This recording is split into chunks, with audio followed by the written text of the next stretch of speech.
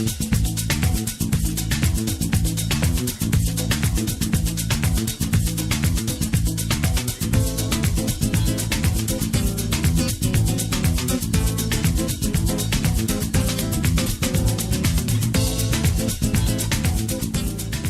am Buhle Mabaso, and welcome to this Masterclass episode on the FC2 female condom. In this episode, we will look at the wide range of training and technical support that is provided by the Female Health Company and its partners around the world to ensure that for every FC2 that we get distributed locally relevant, accurate and easy to understand information and support goes along with it. We all win when products are backed by solid support and a deep understanding of a user and the reality in which they live. Denise van Dijk is the president of the Global Public Health Sector Division of the Female Health Company.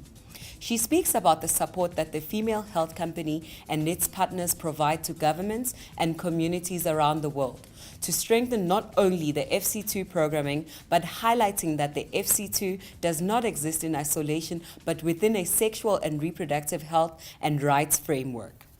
The Female Health Company quickly realized with its partners that due to the newness of this product, it was crucial to ensure that it was accompanied by expert education and programming, especially trainings to accompany it. This to ensure that there was availability and accessibility of the product, but also awareness and thereby greater uptake. So what we did is we created an expert team of health practitioners that became training and education managers from all different backgrounds. They had different nationalities, different religious backgrounds, cultural backgrounds. They spoke multiple languages. And these really became our champions that went out and started helping on capacity building of community-based organizations, NGOs, INGOs, but also governments, and even some of the multilateral partners. They literally traveled the world in order to provide these training sessions and capacity building sessions, not just on the FC2 female condom, because we also quickly realized that this commodity is just part of a much larger picture, and that larger picture is sexual and reproductive health and rights in general for women. What we saw is that some women don't have an understanding of their anatomy. What we also saw is that if you want to use an FC2 female condom, communication skills come into play, negotiation skills come into play, but also certain gender issues that you might not be aware of. And so we wanted to make sure that when we empower women through this commodity, we also do that through the accompanying training. And what you will see is that the training materials that our expert team has developed very much focuses on that holistic approach. So our modules focus on gender differences, on anatomy, on how to negotiate on female condom use, or male condom use for that matter. We even developed a manual that's called the Integrated Condom Manual, focusing on both male and female condoms, as these should be complementary and not replacing each other. So our team has worked for the past 20 years worldwide to support our partners in the field with this holistic training approach. At one point, we even founded Support, a division of the Female Health Company that had its name from its literal activity supporting partners in the field, and their main job was literally just to create all these materials that were necessary to accompany the product while educating, training, and supporting our champions in the field. Now, we did find at one point that this became too confusing and that people didn't know anymore what support was. And as transparency and honesty is crucial for us, we wanted to make sure that people saw that we were a private company, the Female Health Company, but that we were a social enterprise engaging in public-private partnerships. So we took out the name Support, and we just go by Female Health Company now in all our training and education programs. After a while, though, it was time for us to reevaluate whether this approach was working or not. And we tried different approaches. We tried the bottom-up approach, we tried one-off trainings, we've tried top-down approaches. And due to the fact that we had that 20 years of experience to build on with all those experienced health practitioners that were working for us, we came to a conclusion and a strategy or formula that we felt would create the most sustainable education program, but also integration of the FC2 female condom in national policies and programs. So what we're working through now is a so-called integrated approach, whereby we combine bottom-up support, both financial and technical, with top-down support, also financial and technical. This means that we will work bottom-up with an NGO that has its outreach with clinics, health workers, community-based organizations, peer educators, but also focuses on users such as most at-risk populations. And with that, you can think of female sex workers, MSM, men having sex with men, truck drivers, or people living with HIV. At the same time, though, we need to ensure that government acknowledges the work that such an NGO does and the demand that comes from the bottom up. And so it's crucial to also work top down and provide capacity building for these governments to ensure that this approach gets institutionalized. So we spend a lot of time with governments developing our materials specifically to the context and the needs of that country so that they could adopt it as their official curriculum, thereby linking the Ministry of Health in most cases to the NGO that we were supporting as well, and thereby combining bottom-up with top-down into an integrated approach. And with success, because we've seen that this approach has led to the inclusion of the FC2 female condom on the National Essential Medicine list of countries, the National Procurement list of countries. It's also being integrated in their official training sessions. And so we've seen that this role between public and private, but specifically between company, NGO, and government, does give us the long-term results that we all so crave for, and that women get the availability for a lifetime that's necessary. We feel that when you introduce both a male and female condom into the market, the preference of people will come into play and the overall number of protected sex acts will go up. That's why we've trained on both the male and female condom and have created the integrated condom training manual. Now this is even backed up by research. A randomized control study in Madagascar showed that when female condoms were added to a running male condom program, a distribution and education program, that the STI prevalence rate amongst female sex workers went down with 13%.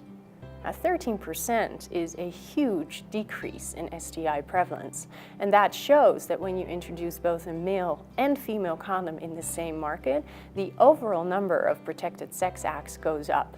And in the end, that's exactly why this company was founded, and that is the main objective as well, to make sure that men and women worldwide have healthy sexual and reproductive rights and lives. Simone Martins is the Business Development Manager for Latin America for the Female Health Company. Simone speaks about her experiences supporting and engaging with public sector and civil society in Latin America. I started working with female condoms by an accident, if I can say that. I used to work with male condoms, and the company I used to work for decided to import the female condom, and then they hired me as a product manager. Since then, I can say you that I have love about my work. I'm passionate about my work, and I hope I can also keep improving women's and men's lives for many years. So back in 1999, understanding the needs of increasing the choice for men and women to protect themselves against HIV and AIDS, the Brazilian Minister of Health carried out an acceptability study and decided to introduce FC2 into the strategies. So since 2000, female condoms are free distributed in the public sector. As in many parts of the world, in Latin America and the Caribbean, female health company works with partners. In Brazil, our distributor, Semina, works in close collaboration with the Minister of Health, providing technical assistance when needed. In Peru, Female Health Company and UNFPA also provided technical assistance to Minister of Health in the development of FC2 programming.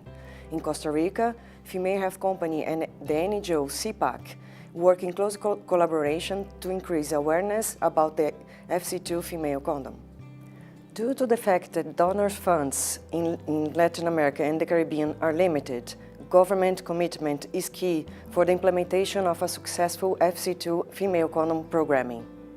For example, in Brazil, apart from distributing FC2 female condom, the Ministry of Health also supports the development of educational and promotional activities.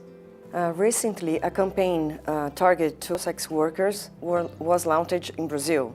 The campaign was based on pictures of commercial sex workers with female condoms all over their bodies, showing the importance of the use of the female condom to prevent against STIs and HIV and AIDS.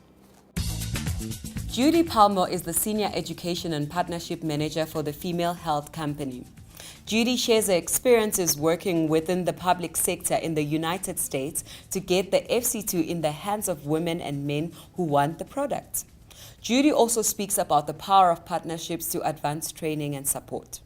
I came to this work on a very interesting path.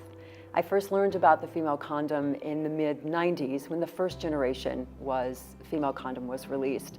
That we called the reality condom. I was working at the time in Washington, D.C. in HIV/AIDS prevention education. And when I first learned about the female condom, I was excited but skeptical. Well, after a good bit of capacity building and learning more about the product and what a great tool it is for women in protecting themselves against HIV, I also became a believer and started to talk with clients that I was working with about this tool as a great way to protect themselves. I continue to support and believe in the female condom as a great preventative barrier method for women throughout my career in HIV/AIDS education and in public health.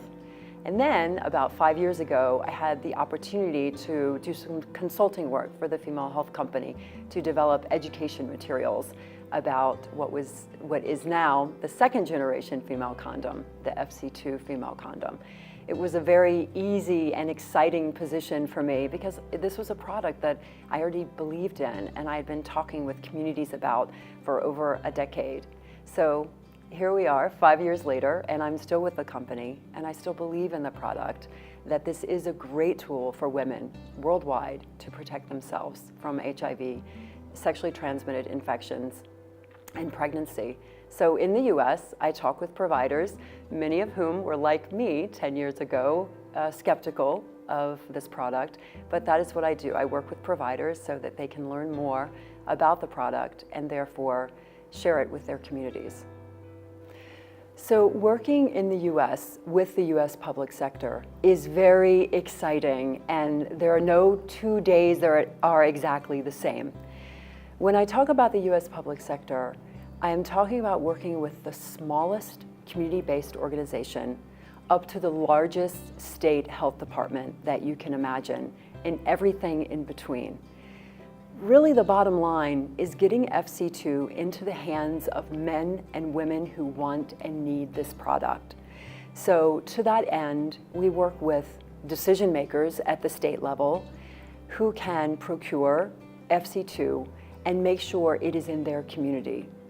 The US is very unique and very special in that every state operates differently. Every state makes a decision about offering FC2 to their community and to what extent. And beyond that, beyond the state level, there are thousands of community-based organizations and AIDS service organizations in the US that also supply FC2 to their communities. So in one community, for example, you may have the opportunity to get FC2 from your health department, or a family planning clinic, or an AIDS service organization, or all of the above.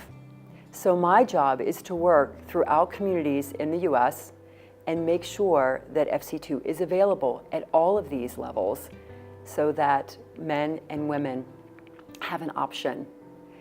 Something that's really exciting for me is that I often hear about communities offering this product in very rural communities where I didn't even know FC2 existed, and it's there. Or urban communities who are working with youth that I don't particularly have a close relationship with, but maybe I've met them at a conference or done an FC2 demonstration, and they've decided that this is a material, this is a tool that they want to provide to their youth. So from rural communities in the US all the way to urban communities and everything in between, people are able to access the FC2 female condom. whether it's a community-based organization, family planning clinic, aid service organization, or a large health department facility. The stories that really warm my heart are the small organizations. And their funding is not vast, but they've made the conscious decision that it makes sense to offer this tool so that their community has a choice. Our partners care about their community so much, and we care about them, and they care about their communities enough to take a risk and use the funding to buy FC2 and make it available to their communities. And I have so much respect for them. Maya Gokul is the training manager for Africa for the Female Health Company. In this episode, she talks about working with the South African Department of Health to strengthen the female condom program. I love the female condom because it has changed the lives of so many thousands of men and women where the FC2 is provided, because it prevents pregnancy, sexually transmitted infections, including HIV, and all the other negative consequences that are caused by STIs, HIV, and pregnancy.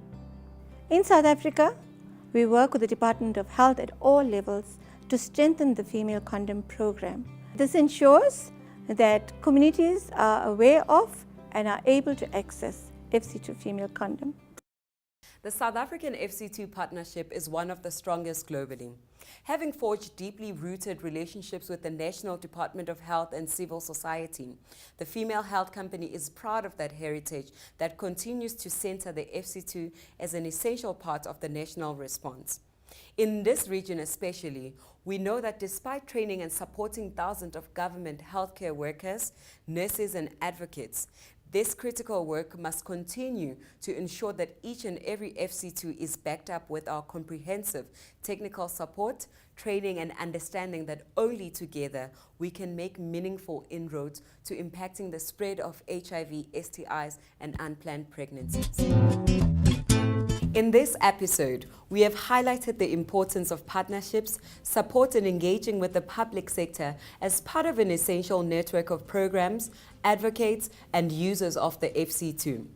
In the next episode, we will learn more about SRHR, the basics of STIs, pregnancy prevention, the socio-economic context of HIV prevention, gender equality, the role of governments in advancing the SRH agenda in the context of HIV and other STIs. I am Buhle Mabaso and thank you for watching. The FC2 is available in these countries across the globe.